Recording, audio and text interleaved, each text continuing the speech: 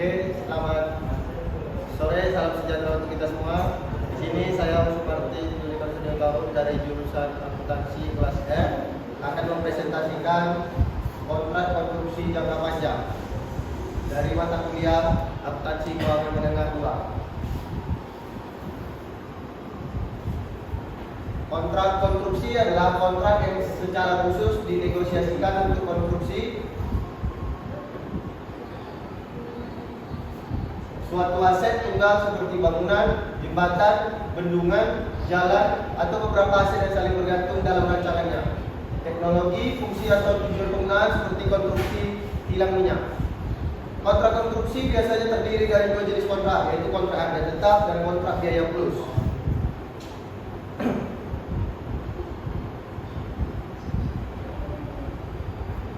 Kontrak harga tetap. Untuk kontrak harga tetap itu adalah kontrak konstruksi di mana kontraktor telah menyepakati nilai kontrak yang ditentukan atau tarif tetap yang telah ditentukan. Sedangkan untuk kontrak biaya plus adalah kontrak konstruksi yang menyepakati bahwa kontraktor mendapat pergantian untuk biaya-biaya yang telah diizinkan atau ditentukan.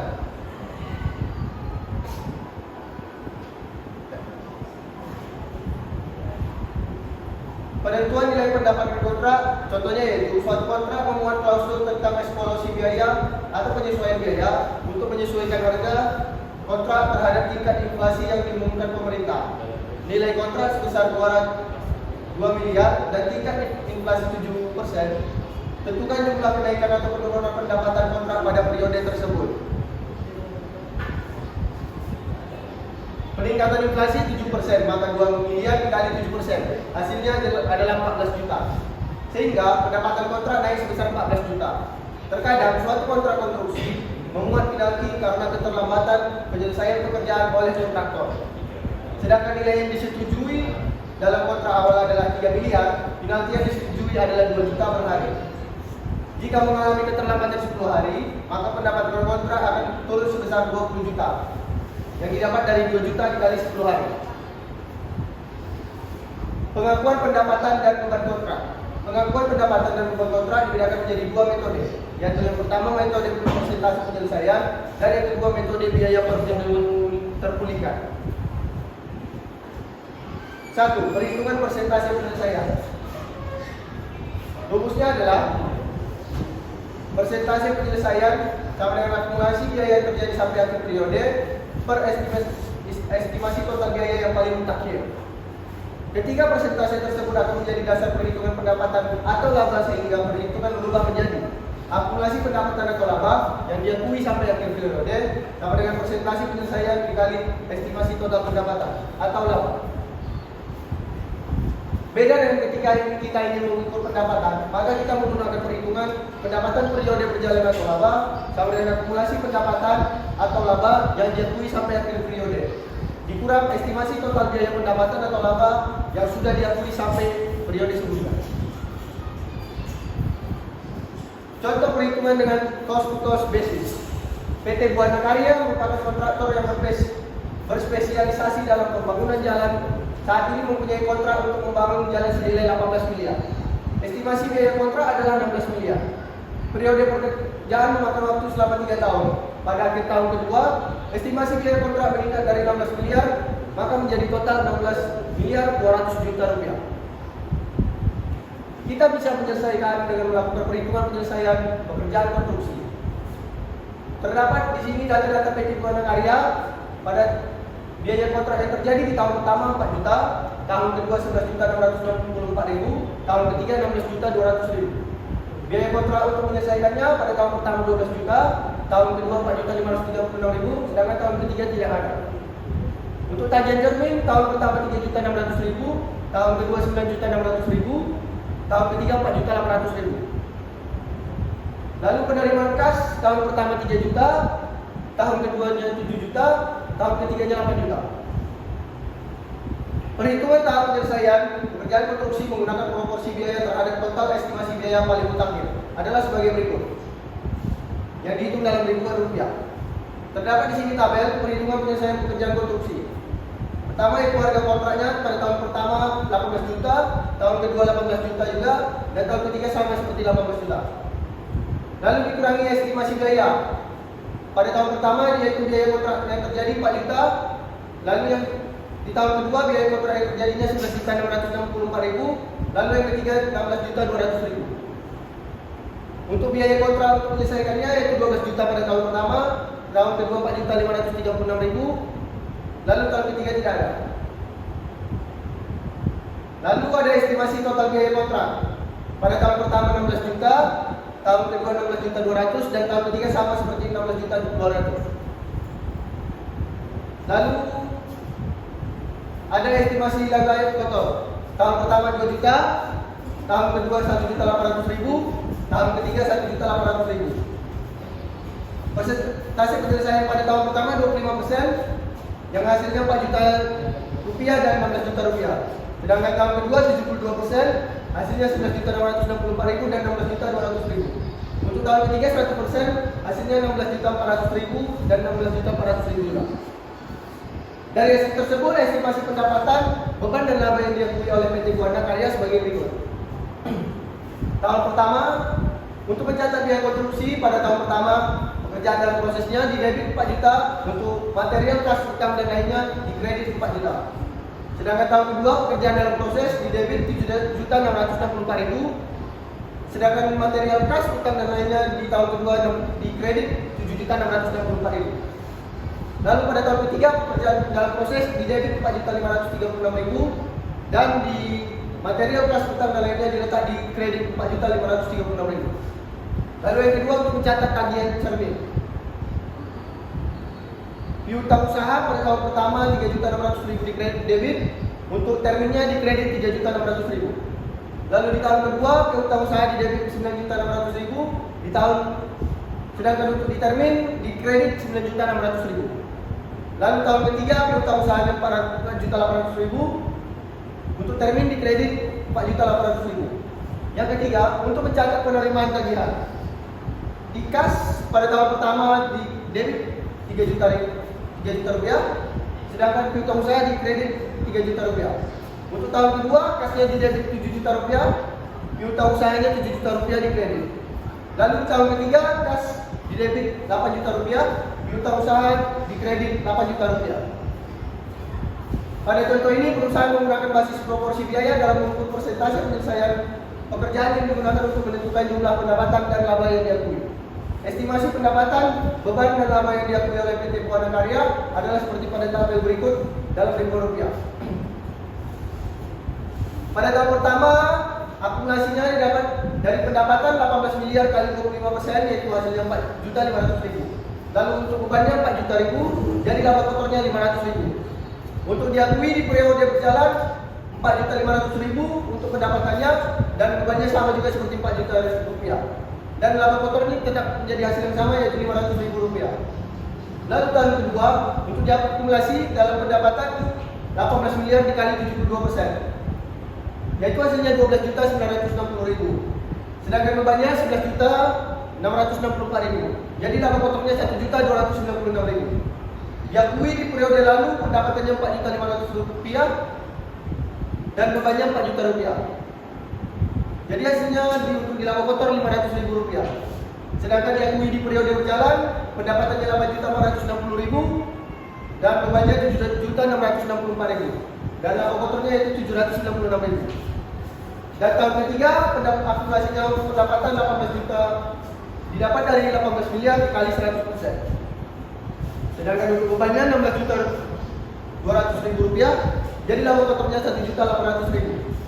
Diakui di periode lalu pendapatannya 12.960.000, sedangkan bebannya 11.664.000, jadi laba kotornya 1.296.000. Diakui di periode berjalan tahun ketiga, yaitu pendapatannya 5.040.000, bebannya 4.536.000, sehingga laba kotornya menjadi 504.000. Sehingga terdapat dua jurnal, yaitu pada tahun pertama untuk mengakui pendapatan dan laba kotor, pekerjaan dalam proses atau laba kotornya 500.000 dan beban kontraknya di debit 4 juta dan pendapatan kontraknya yaitu 4.500.000 di kredit. Lalu tahun kedua, pekerjaan dalam prosesnya 796.000, beban kontraknya 7.664.000 di debit, sedangkan untuk di kredit pendapatan kontraknya 8.460.000. Lalu tahun ketiga, pekerjaan dalam prosesnya atau laba kotornya 504.000, beban kontraknya 4.536.000 di debit dan di kredit pendapatan kontraknya 5.040.000. Untuk mengakui penyelesaian kontrak di termin kita letak di debit 18 juta ribu dan pekerjaan dalam proses di kredit 18 juta ribu. Dari hasil tersebut kita bisa menyusun mutasi apa pekerjaan dalam proses. Pekerjaan dan proses dalam ribu rupiah. Tahun pertama biaya konstruksinya 4 juta. Tahun pertama juga laba yang diakui 500.000. Lalu tahun kedua biaya konstruksinya 7.664.000. Laba yang diakuinya 796.000.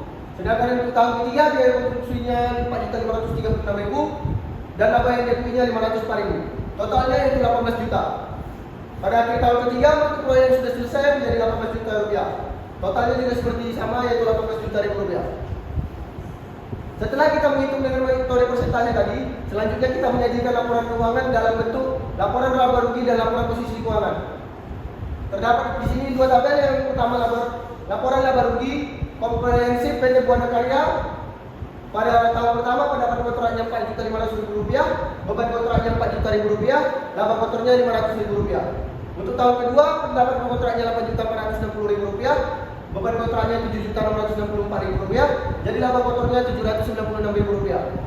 Pada tahun ketiga pendapatan kontraknya 5.040.000 rupiah, beban kontraknya 4.536.000 rupiah, jadi laba kotornya 504.000 rupiah.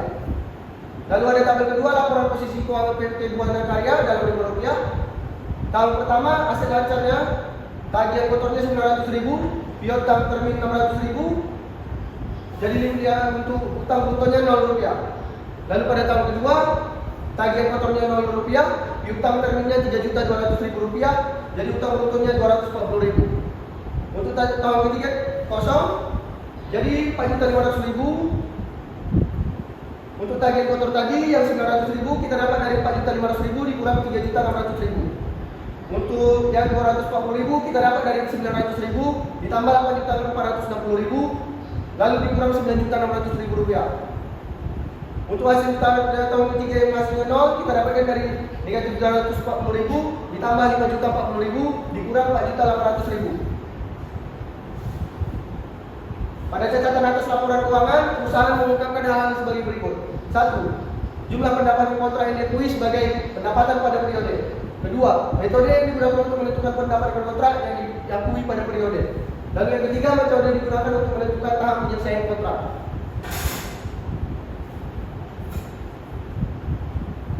Lalu di sini ada PT Ambarawa membangun jembatan untuk pelanggannya. Tahun kedua, estimasi biaya penyelesaian kontrak adalah sebesar 3.250.000.000 rupiah atau direvisi, dan biaya yang terjadi pada tahun kedua yaitu 2 miliar. Nilai kontrak adalah 5.500.000.000 rupiah. Maka dari tahun pertama adalah sebagai berikut. Harga kontrak 5.500.000.000 rupiah, beban periode perjalanannya 1 miliar, lalu estimasi biaya penyelesaian yang 4 miliar. Maka persentase penyelesaiannya sebesar 25%. Pendapatan yang diakuinya yaitu 1.375.000.000 rupiah. Lalu laba kotor tahun pertama 375 juta rupiah. Persentase penyelesaian tahun kedua ada 57,14%. Jadi 2 miliar tambah 1 miliar dibagi 5.250 juta rupiah. Pendapatan yang dapat diakui sampai tahun kedua adalah 57,14% dari 5.500 juta rupiah atau sebesar 3.142.587.000 rupiah.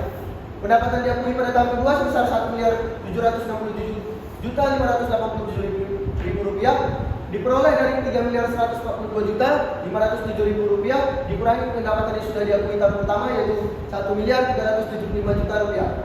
Dengan demikian pada tahun kedua PT Ambarawa mengalami rugi sebesar pada pendapatan kontrak yaitu 1.767.587.000 dikurangi beban kontraknya 2 miliar rupiah. Jadi ruginya sebesar 232.413.000. Ayat jurnal yang dibuat ketika mengakui pendapatan dan beban kontrak adalah sebagai berikut. Beban kontraknya debit 2 miliar, lalu pendapatan kontrak di kredit 1.767.587.000, lalu pekerjaan dalam proses atau rugi 232.413.000. Yang kedua, ada metode biaya terpilihkan. Kita menggunakan registrasi PT Buana Karya. PT Buana mengakui pendapatan hanya sebesar biaya yang terjadi yang diharapkan dapat dipulihkan. Setelahnya, baru perusahaan dapat mengakui laba Dengan demikian PT Buana akan melaporkan pendapatan dan bebannya selama 3 tahun. Di sini terdapat tabel pendapatan dan beban PT Buana Karya berdasarkan metode biaya terpulihkan. Pada tahun pertama akumulasi yaitu pendapatannya 4 juta, bebannya 4 juta, maka laba kotornya 0. Lalu diakui di periode berjalan bebannya untuk pendapatannya 4 juta, bebannya 4 juta dan laba kotornya tidak ada. Pada tahun kedua untuk akumulasi pendapatannya 11.664.000, bebannya 11.664.000 juga. Lalu diakui di periode lalu pendapatannya 4 juta dan bebannya 4 juta juga.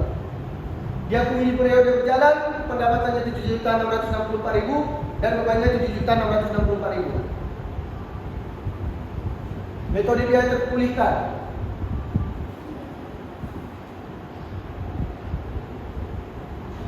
Untuk ini sambungannya tadi pada tahun ketiga akumulasi pendapatannya yaitu 18 miliar dikali 100% yaitu 18 juta.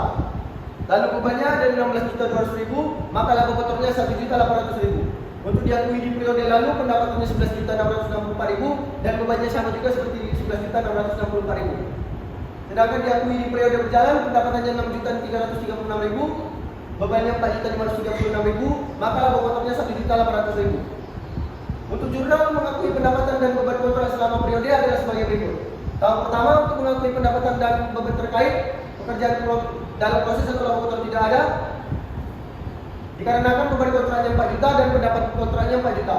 Pada tahun kedua beban kontraknya 7.664.000 dan pendapatan kontraknya sama juga 7.664.000. Sedangkan untuk tahun ketiga pekerjaan dalam prosesnya mendapat 1.800.000, maka beban kontraknya 4.536.000 dan pendapatan kontraknya 6.336.000. Untuk mengakui penyelesaian kontrak kita melakukan termin 18 juta pada debit dan pekerjaan dalam proses 18 juta pada kredit. Di sini terdapat perbandingan laba yang diakui oleh PT Buana Karya pada presentasi penyelesaian tahun pertama 500.000, tahun kedua 796.000 dan tahun ketiga 504.000.